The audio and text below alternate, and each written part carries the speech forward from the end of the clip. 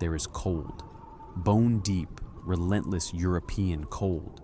And for 300,000 years, one creature owned it. His name is Kael. He doesn't know that word, but he knows this ridge. He knows which rock face blocks the north wind. He knows where the reindeer cross in late autumn. He knows the particular silence that falls just before a storm. Kael is not what you think he is. Forget the hunched brute. Forget the slack jaw and empty eyes. The Neanderthal standing on this limestone ridge in what will one day be called southern France is thick with muscle. Yes, but his hands are precise. His nose, wide and elaborate, warms Arctic air before it reaches his lungs. His brain, by volume, is larger than the one currently watching this video. He has been here before. His father was here, his father's father. They buried their dead, not out of instinct, out of something harder to name.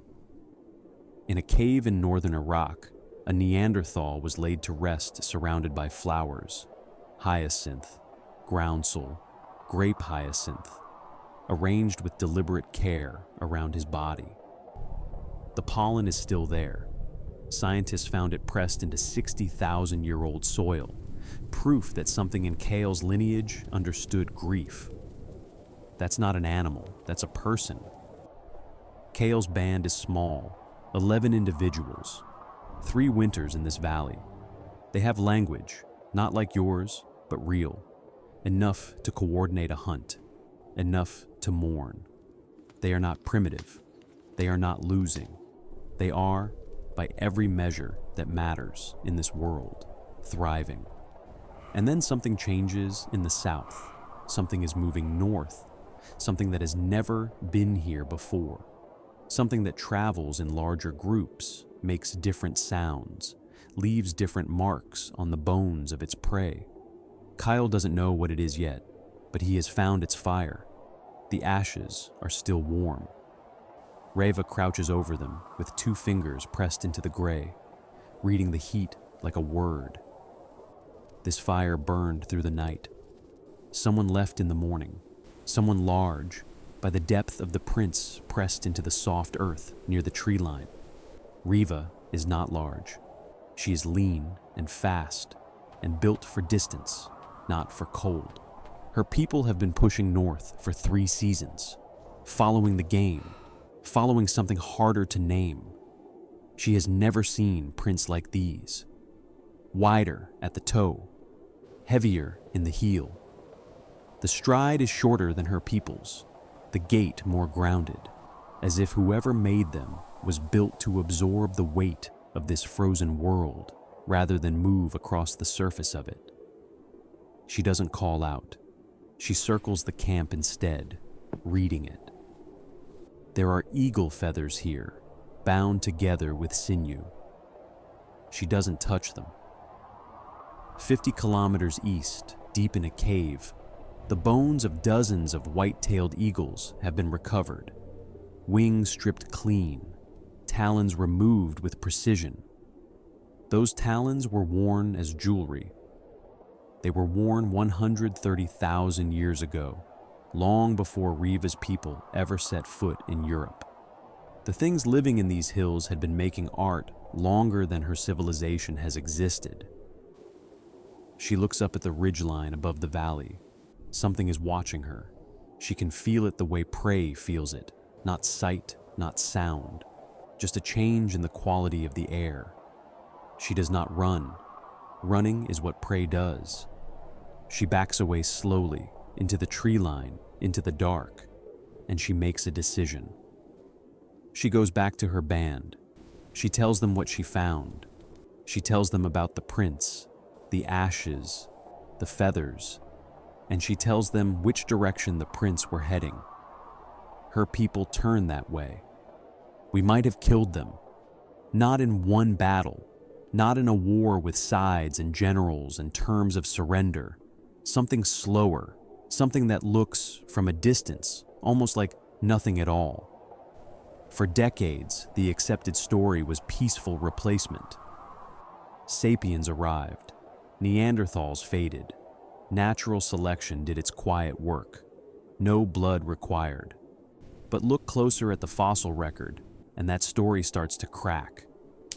At a site in Spain, Neanderthal bones were found with cut marks. The same cut marks left when meat is stripped from bone. The marrow had been extracted. This wasn't a burial. This was consumption. We don't know who held the blade. We know someone did. 3 theories, no consensus. That's where science still lives. The first theory is war, or something like it. Not organized armies, but resource competition at its most brutal. 2 species, same prey, same shelters, same river valleys. When food gets scarce, neighbors become threats. And sapiens, it appears, had a weapon Neanderthals couldn't match. Not better spears, but better networks. Trading information across hundreds of kilometers. Coordinating across groups that had never met. The second theory is disease. Sapiens came out of Africa carrying pathogens Neanderthals had never encountered. No immunity, no warning, just silence spreading across the genetic record. The third theory is the one that complicates everything. Interbreeding. Not war, not plague. Something that looks, on the surface, almost like connection. The 2 species met. They recognized something in each other. And sometimes, in the firelight, in the long, cold dark of a European winter, they crossed a line that species are not supposed to cross. Their children lived. Their children had children. And over generations, as the 2 populations pressed against each other and through each other, the Neanderthal genome didn't disappear. It diluted. But here is the question none of those 3 theories fully answers. Here is the thing that sits in the dark at the center of this story, waiting. If Neanderthals were intelligent, if they felt grief, if they made art and buried their dead and understood beauty, what did it feel like from the inside to be replaced? It wasn't one thing. That's the hardest part to hold. Every extinction story wants a single cause. A meteor, a volcano, a war, one clean ending. But Neanderthals didn't end. They eroded. 45,000 years ago, there were tens of thousands of them across Europe and Western Asia. Then climate shifted. A cold snap, sudden and severe, compressing the forests they hunted in, contracting their range. Survivable, alone, they had survived worse. But now there were also sapiens in those forests, competing for the same deer, the same caves, the same high ground. And the sapiens didn't stop. They were coming up through the river valleys, spreading north and west in a movement that looked less like migration and more like pressure. No one chose to push them out. Every group did it anyway. Neanderthal populations fractured. Small bands, already isolated, lost contact with each other. Genetic diversity collapsed. The mathematics of small populations became lethal. Too few individuals to absorb losses. Too little variation to adapt to change. And then disease. Maybe. We can't prove it, but we can trace the absence. Wherever sapiens went, Neanderthal sites went dark. The last ones found their way to the edge of the world. Gibraltar, the southern tip of Europe, where the land finally runs out. The rock, the strait, the last forest warm enough to sustain a remnant population. We know they were there 40,000 years ago because their tools are there. Their fire pits are there. Kael is there, or someone like him. He is standing at the edge of the sea, watching the water. Behind him, the band is smaller than it's ever been. He can count them on one hand now. The children they should have had were never born. The winters got longer. The game moved south, and when they followed it, others were already there. Others who moved in numbers Kael had never seen, had never imagined. He doesn't understand extinction. That concept doesn't exist yet. He just knows the world has gotten quieter. Tonight the fire is small. The wood is damp. The stars over the strait are cold and indifferent and very bright. He does not know it is the last night. Nobody ever does. They didn't disappear. That's the part that took us until the 21st century to understand, and it changes everything about this story. In 2010, when scientists sequenced the Neanderthal genome for the first time and compared it against modern human DNA, they found something that nobody had fully expected to find. If you are watching this and you descended from people who lived outside of sub-Saharan Africa, Neanderthals are inside you, not metaphorically. Literally, between 1 and 4% of your genome is Neanderthal. It lives in your immune system, the part that fights infections your ancient ancestors had never encountered. It lives in the keratin proteins that form your skin and hair. It may shape how your body responds to pain, to cold, to altitude. The genes Riva's descendants kept, the ones that survived, were often Neanderthal genes.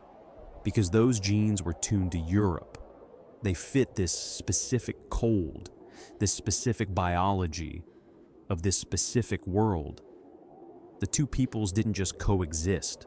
They didn't just fight. At some point, in some cold valley, in some temporary shelter made from bone and hide and firelight, they reached for each other. And something of that moment is still alive. This is the thing about extinction that the word gets wrong. Extinction sounds like a door closing. But what happened 40,000 years ago in the valleys of Europe and the caves of Gibraltar was not a door closing. It was a merging. Kael is not gone. His adaptations, his cold weather biology, his immune memory, his deep cellular knowledge of European winter are distributed now across billions of living people. Quiet, invisible, present. Every time a body fights off an unfamiliar pathogen, every time skin holds against freezing wind, every time a nervous system reacts faster than it should, something old is operating. The question this story leaves you with is not why Neanderthals disappeared. The question is what it means to carry a people inside you, a people you conquered, absorbed, or simply outlasted, without ever knowing their names.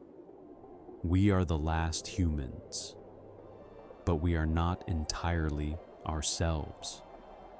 Ancestor Flame isn't here to recite dates and diagrams at you. We're here to make the deep past feel like it actually happened to real people. Because it did, and because some of those people are still inside you, whether you know it or not. If you made it this far, you're exactly who this channel is for. Subscribe, not for the algorithm. For the next time you're sitting with a question that won't let go. We cover human origins, prehistoric conflict, the moments that quietly decided everything about the species you were born into. Drop it in the comments. Where did Riva's people actually come from? How far back does that journey go? That one drops next. Hit the bell if you want to be there when it does. The past isn't over. It's just quiet. We'll keep listening.